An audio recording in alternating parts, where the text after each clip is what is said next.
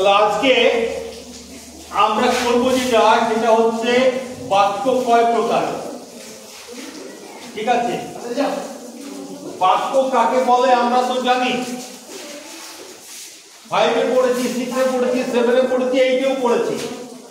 তো বাক্য কয় প্রকার, বাক্য কয় প্রকার বলতে গেলে আমাদেরকে দুভাগে ভাগ করতে হবে। ঠিক আছে, দুটো ভাবে আমরা বাক্যের শ্রেণী বিভাগ করতে পারি। একটা হচ্ছে বাক্যের গঠনটা কিরকম আছে,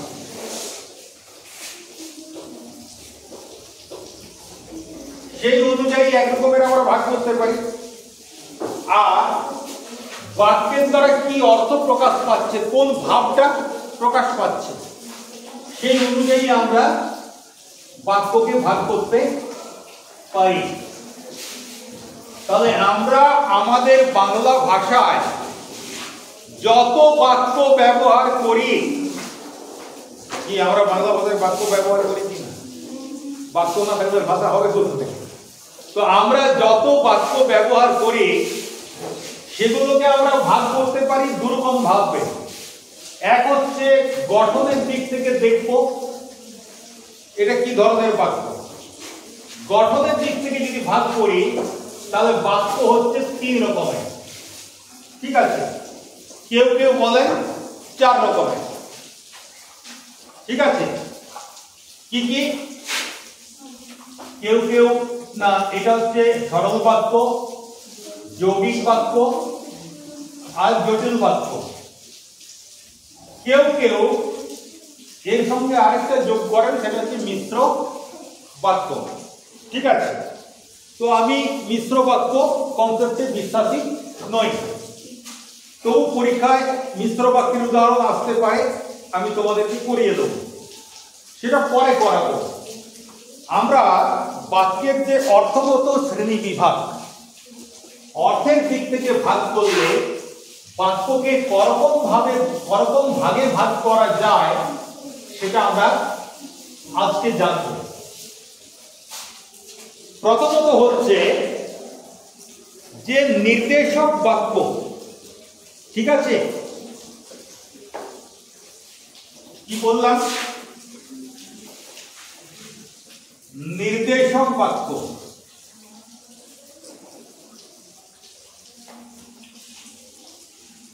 কি বললাম? এর আরেকটা নাম আছে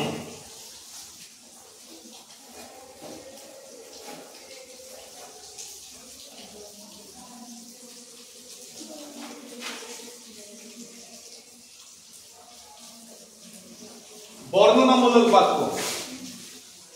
এর আরেকটা নাম আছে বিবৃতি, স্টেটমেন্ট। তাহলে প্রথম প্রকার যে বাক্য, তার কটা নাম? 3টে নাম। কি কি? বিবৃতি। কেউ কেউ বলেন বিবৃতি সূচক বাক্য, ওটাও ভুল নয়, কিন্তু বিবৃতি মানেই বিবৃতি সূচক বাক্য। এই জন্য মানে দুটো শব্দের, এই বিবৃতি শব্দের যে অর্থ আর বিবৃতি সূচক বাক্য, এই 3টে শব্দের যে অর্থ দুটো একই। ঠিক আছে, বিবৃতি শব্দটা কোথা থেকে এসেছে? ব্রি ধাতু থেকে। বিবরণ কথাটা শুনেছি আমরা, বিবরণ দাও, তার মানে কি? যা দেখেছি সেটা লিখতে হবে, যা জেনেছি সেটা লিখতে হবে, যা বুঝেছি সেটা লিখতে হবে। এগুলো হচ্ছে বিবৃতি। তাহলে নির্দেশক বাক্য কোনগুলো?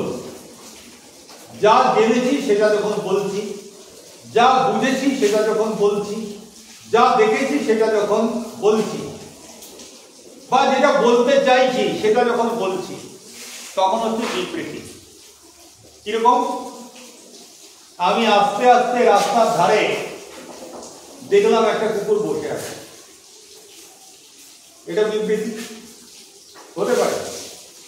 অথবা আগে ছোট্ট করে দিই, আমি প্রতিদিন স্কুল যাই, হতে পারে তো বিবৃতি, মানে আমি আমার অভ্যাসটা বর্ণনা করছি। কালকে আমি ফুটবল খেলা দেখেছি, কালকের অভিজ্ঞতাটা আমি বর্ণনা করছি। তাহলে এগুলো সবই হচ্ছে বিবৃতি সূচক বাক্য বা বিবৃতি বা বর্ণনামূলক বাক্য বা নির্দেশক বাক্য। রাম ভালো ছেলে, এটাও তো বিবৃতি হবে। রামের সম্বন্ধে আমার যে অভিজ্ঞতা সেটা আমি বর্ণনা করছি। তাহলে এরকম বিবৃতি সূচক বাক্যের উদাহরণ তোমরা দাও। এবং আমি তোমাদেরকে এখনই বলে দিচ্ছি, তোমরা উত্তর দেওয়ার আগে তোমরা যে উত্তরটা দেবে সেটাই সঠিক হবে। বলো, যে কোনো একটা নির্দেশক বাক্যের উদাহরণ তোমরা দাও। আচ্ছা, প্রথমে রতন, বলো যে কোনো একটা বাক্য। কাল ফুটবল খেলেছিলাম, একদম এটা বিবৃতি সূচক বাক্য। বললাম না যে যেটা বলবে সেটাই ঠিক হবে। আচ্ছা, রতনের পর রিয়াঙ্কা বল। আমি প্রতিদিন গাছে জল দিই, সুন্দর, অভ্যাসটাও ভালো, বাক্যটাও ভালো। আচ্ছা, তুই বল। প্রতিদিন ভোরে হাঁটতে যাই, এই অভ্যাসটা আরো ভালো। আচ্ছা, তারপরে না না এখনই বলতে হবে, যে কোনো কিছু। আরে আমি যাই এত লোককে বলার দরকার কি? আমি প্রতিদিন টিউশনে যাই, আমি ছাড়াও তো অনেক অনেক কিছু কাজ করছে। এখন বৃষ্টি হচ্ছে কিনা, এটাও নির্দেশক বাক্য। আচ্ছা, তুই বল। আমি এখন ক্লাস করছি, ঠিক আছে। আমি ছাড়া এই আমিটা না মানুষের পক্ষে বহুত ক্ষতিকর জিনিস। এই আমি আমি আমি আমি আমি এই আমিটাকে ত্যাগ করো, আমরাকে ধরো, ঠিক আছে। আমরা সমাজকে বাদ দিয়ে একা আমরা বাঁচতে পারি না। সবাই মিলে আমরা, সেই আমরার অংশ হচ্ছে একটা ছোট্ট অংশ আমি। আচ্ছা বলো, তুমি বলো। কালকে বৃষ্টি হচ্ছিল। কালকেও বৃষ্টি হচ্ছিল, ভেরি গুড। আমি রোজ পড়তে বসি, এটি একদম মিথ্যা কথা। আচ্ছা, তারপরে বলো, তুমি বলো। হ্যাঁ, আমি রোজ প্রাইভেট যাই, ঠিক আছে। কাল ক্রিকেট খেলা, কে ভালো ব্যাট করেছিল? আমার দাদা, ভেরি গুড, সুন্দর।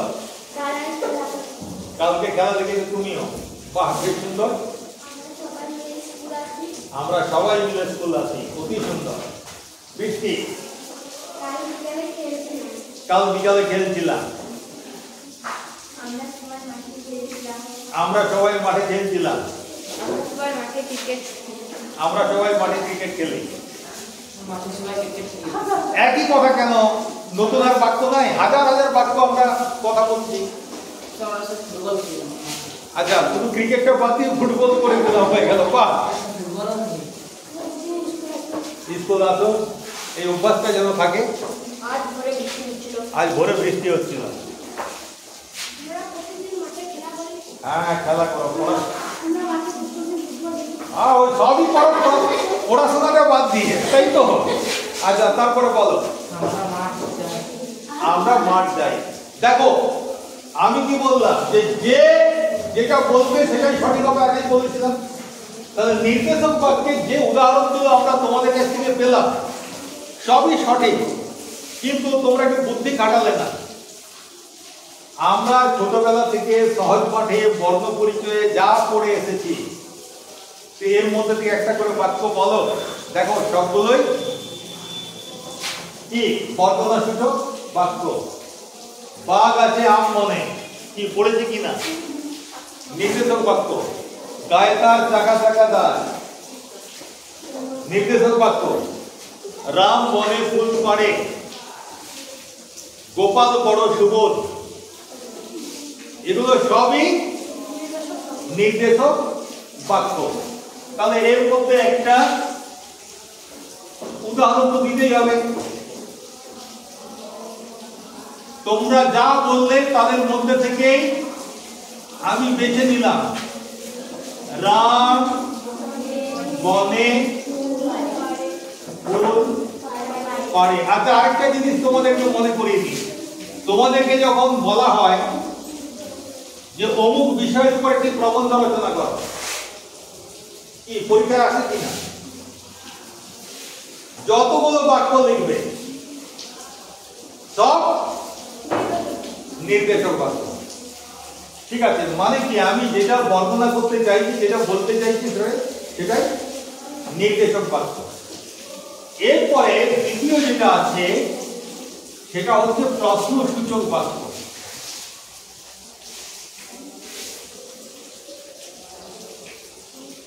প্রশ্নসূচক বাক্য এটার আরেক নাম জিজ্ঞাসা, বা অনেকে বলেন জিজ্ঞাসা সূচক বাক্য।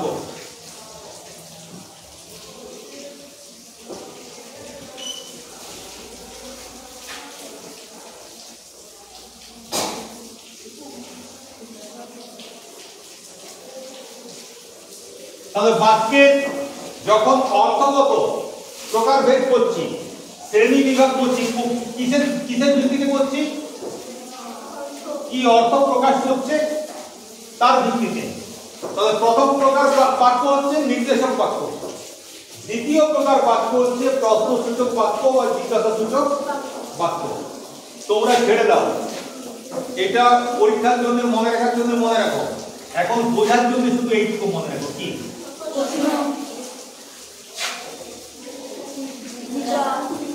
একই কিনা? এবারে প্রশ্ন করা এটাই, যে যা প্রশ্ন করবে সেটাই হচ্ছে প্রশ্নসূচক বাক্য। বল, যে কোনো একটা প্রশ্ন।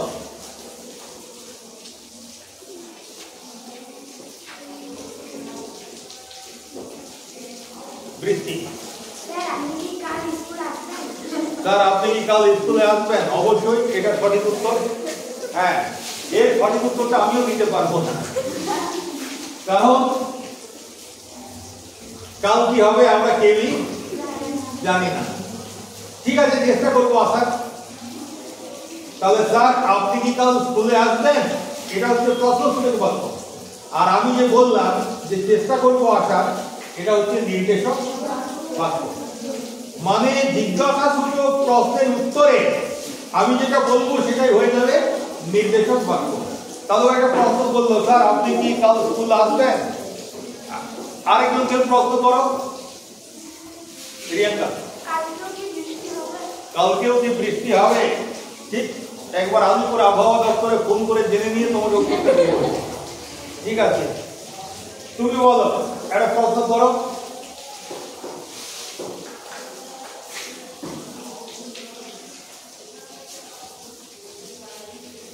যদি না, যদি কিছু মাথায় না আসছে এটাও বলতে পারো, স্যার কি প্রশ্ন করবে, এটাও প্রশ্ন শুনে বলবে। আচ্ছা বলো।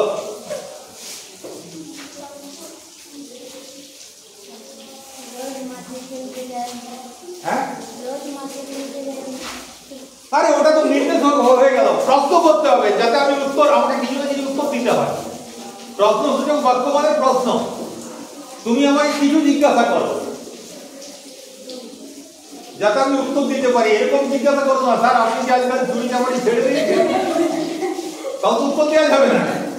আমি যদি বলি হ্যাঁ, তার মানে কি আগে চুরি চামারি করতাম, আর যদি বলি না তার মানে এখনো চুরি চামারি করে বেড়াই, এরকম প্রশ্ন নয়। প্রশ্ন করো। হ্যাঁ, আপনি আজ খেয়েছেন, একদম ঠিক, সঠিক প্রশ্ন। বলো তারপরে। হ্যাঁ স্যার কাল প্রজেক্ট জমা নেবেন, ঠিক, এটাও প্রশ্নসূচক বাক্য।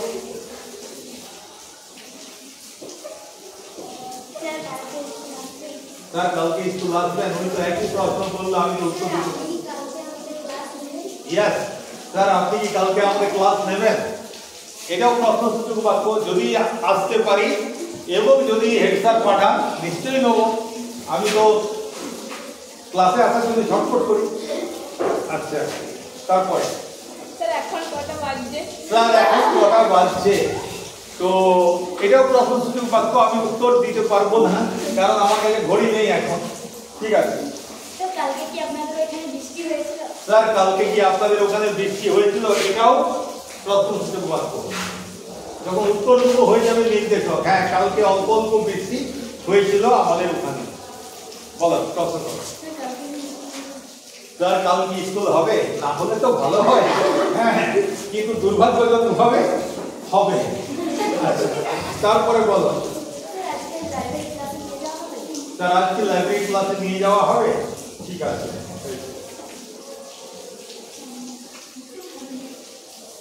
একটু ভেবে নিও, ততক্ষণ ভাবো, আর তুমিও ভাবো। বলো একটা প্রশ্ন করো। এটা কি প্রশ্ন হলো? আমি এখন বেঞ্চে বসে আছি, এটা প্রশ্ন হলো? কি প্রশ্ন কি করতে হবে?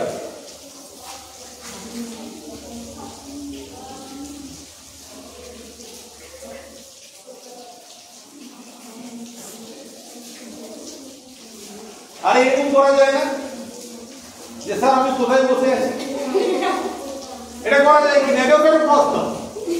আচ্ছা বলো, আজকে কি স্যার খেলাধুলো হবে? কালকে আমার জন্মদিন।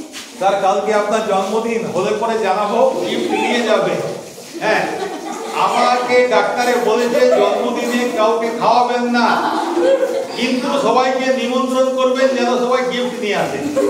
ঠিক আছে, এটা ডাক্তারে বারণ করে দিয়েছে, আমাকে গিফট দিতে বলেছে কিন্তু খাওয়াতে বারণ করে দিয়েছে। তারপরে বলো। স্যার আজকে আপনি কিসে করে স্কুলে? স্যার আপনি আজ কিসে করে স্কুলে এসেছিলেন? ঠিক, তারপরে বলো। আজকে 8 পিরিয়ড, আজকে 4 পিরিয়ড হবে। হ্যাঁ যদিও ছেলে মেয়ে আজ বৃষ্টির জন্য কম এসেছে, তবুও আমরা 8 পিরিয়ড করার চেষ্টা করবো, 4 পিরিয়ড হবে না। ঠিক আছে, তারপরে বলো।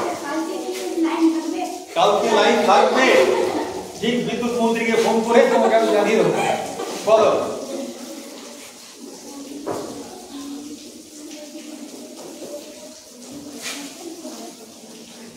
যে কোনো প্রশ্ন করো। হ্যাঁ স্যার আপনি ভালো আছেন? এই একটা মাত্র পুরো ক্লাসে একজন আমার ভালো মন্দের খবর রাখেন না, একজনই আমাকে ভালোবাসে, তাই তো? সুন্দর। তারপরে বলো। স্যার টিফিন কখন হবে? স্যার টিফিন কখন হবে? যথারীতি 1:30টার সময় হবে। দেখো বাইরে এখন কি পোকা উঠছে, হ্যাঁ ঠিক, এটা বোঝো। এই যে এতগুলো প্রশ্ন পেলাম, এর মধ্যে মাত্র 2 রকমের প্রশ্ন পেয়েছি। এক হচ্ছে একজন আমাকে প্রশ্ন করেছে আপনি কি খেয়ে এসেছেন নাকি? আচ্ছা আপনি কি কাল আসবেন, এটা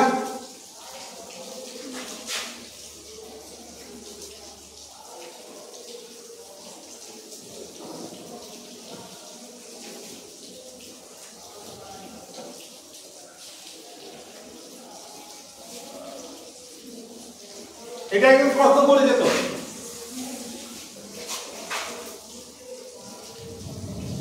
এই রকমের প্রশ্ন প্রায় সবাই করেছে, দুজন মাত্র অন্যরকম প্রশ্ন করেছে, আর আমি একটা অন্যরকম প্রশ্ন করেছি। সেই প্রশ্নগুলো কি কি? আমি বলেছিলাম ওকে যে আমি এখন কোথায় বসে আছি, তাই তো? আর একজন আমাকে জিজ্ঞেস করলো আপনি কিসে এসেছেন, তাই তো? আর ও জিজ্ঞেস করলো বাইরে কি পোকা উড়ছে। তাহলে এই তিনটে হচ্ছে আরেক ধরনের প্রশ্ন।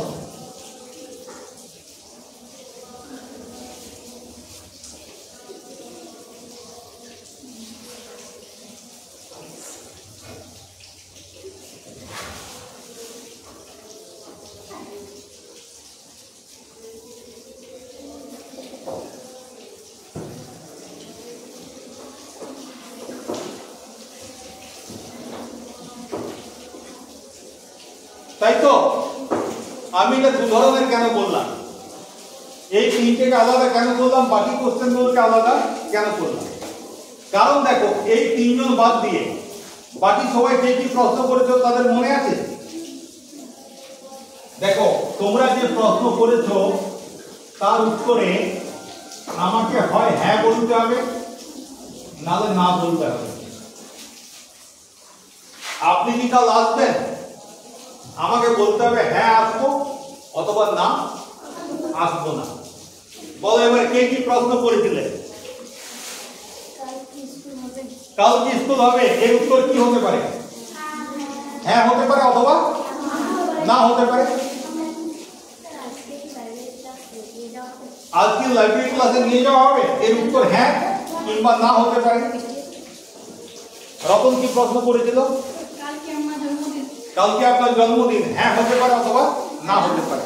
তাহলে এই ধরনের কোশ্চেন গুলো সব প্রশ্নগুলো সব হচ্ছে হ্যাঁ বা না সূচক প্রশ্ন।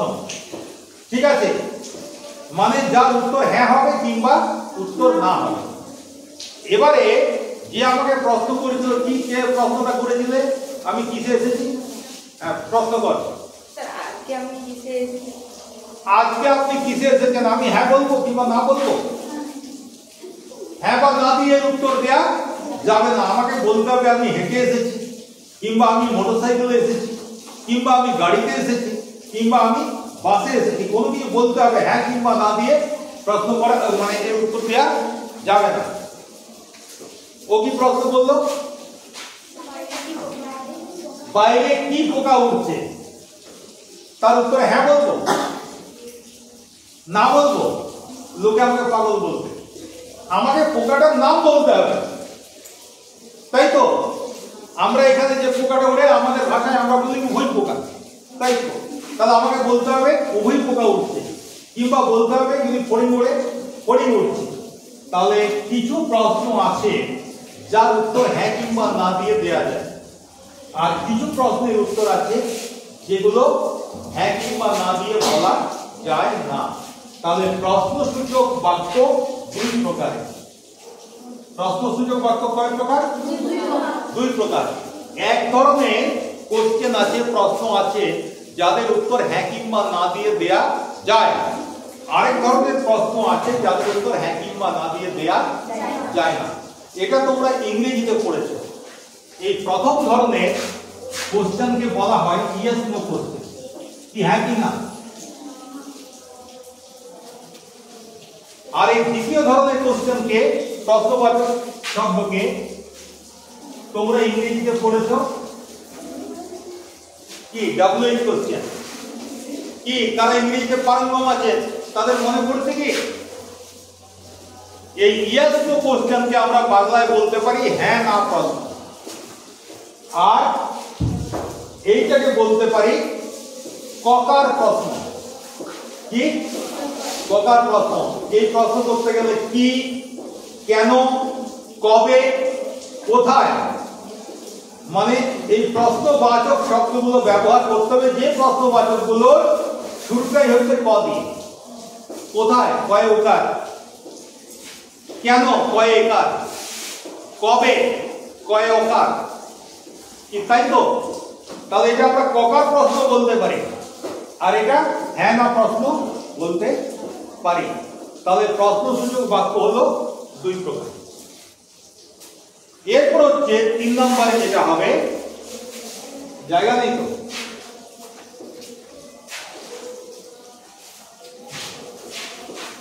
আচ্ছা খাতায় কি এই লিখে নিয়েছো কেউ কেউ?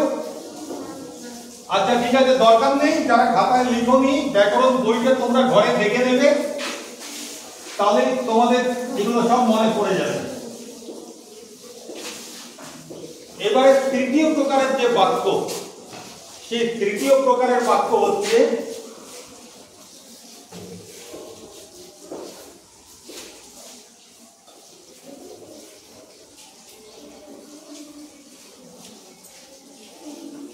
কি বললাম? অনুজ্ঞা। এটাকে অনেকে আবার অনুজ্ঞা সূচক বাক্য বলেন। আমি বলি অনুজ্ঞা, অনুজ্ঞা মানেই অনুজ্ঞা সূচক বাক্য। তো অনুজ্ঞা সূচক বাক্য, অনুজ্ঞা মানে কি? কিছু করতে বলা। আদেশ শুধু নয়, আমি যাকে তাকে আদেশ করবো সে শুনবে আমার আদেশ। তাহলে অনুজ্ঞাসূচক বাক্যের মধ্য দিয়ে আমরা কাউকে আদেশ করতে পারি, অনুরোধ করতে পারি, উপদেশ দিতে পারি, পরামর্শ দিতে পারি, তাই তো, নির্দেশ দিতে পারি। তাহলে যেসব বাক্যের মাধ্যমে বা যেসব বাক্যের সাহায্যে আমরা কাউকে কোনো কিছু করতে বলি, অর্থাৎ কাউকে কোনো কিছু করার আদেশ, অনুরোধ, উপদেশ, পরামর্শ ইত্যাদি দিতে পারি, সেই সব বাক্যকে বলা হয় অনুজ্ঞা। ঠিক আছে? তোমরা ক্রিয়ার ভাব যখন করবে, করানো হয়নি তো, তখন দেখবে ভাবের মধ্যে অনুজ্ঞা আছে, বর্তমান অনুজ্ঞা আর ভবিষ্যৎ অনুজ্ঞা। তো যাই হোক, সেটা পরে হবে। এখন বিষয়টা হচ্ছে কাউকে যদি কোনো কিছু করতে বলি, সেটা হচ্ছে অনুজ্ঞা। যেমন এই বইটা দে, এটা হচ্ছে আদেশ, তাই তো? একটু বইটা দে তো, এটা কি অনুরোধ। আচ্ছা, বই কিন্তু ভালো করে মন দিয়ে পড়বে। এটা কি উপদেশ, উপদেশ। আর দেখো, ওর সঙ্গে ঝগড়াঝাটি করে লাভ নেই, ওর সঙ্গে ভাব করে নিই, এটা কি পরামর্শ। তাহলে যে সব শব্দের মধ্য দিয়ে আমরা কাউকে কোনো পরামর্শ দিই, আদেশ দিই, উপদেশ দিই, নির্দেশ দিই, সেই সব শব্দগুলোকে বলা হয় অনুজ্ঞাসূচক বাক্য। ঈশ্বরচন্দ্র বিদ্যাসাগর প্রথম অনুজ্ঞাসূচক বাক্য আমাদের শিখিয়েছিলেন।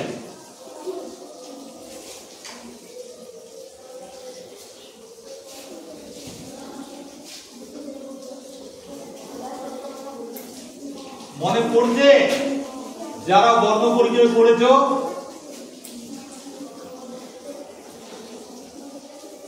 কি এটা পড়েছিল? কে শিখিয়েছেন? সারা ভারতবর্ষের যিনি শিক্ষক, ঈশ্বরচন্দ্র বিদ্যাসাগর মহাশয়। সদা সত্য কথা বলিবে, অনুজ্ঞাসূচক বাক্য। কদাচ মিথ্যা কথা বলিব না, এটাও অনুজ্ঞাসূচক বাক্য। ঠিক আছে? এরকম উদাহরণ দাও, বের করো, বের করো, উদাহরণ বের করো। একটা খুব সহজ উদাহরণ দিয়ে দিচ্ছি, যেটা তোমাদের প্রত্যেকের মনে আসছে। স্যার ঘন্টা পড়ে গেছে, আপনি এবার যান। কি এটাও তো অনুজ্ঞা, আপনি এবার যান। আচ্ছা, আজকে কি বলবে? উদাহরণ দাও, মাথায় আসছে না? কাল আমাদের জন্য চকলেট দিয়ে আসবেন, হতে পারে? কি অনুজ্ঞা এটা বটে কি না? আচ্ছা, দরজাটা খোলো, অনুজ্ঞা বটে কি না? জানালাটা বন্ধ করে দাও।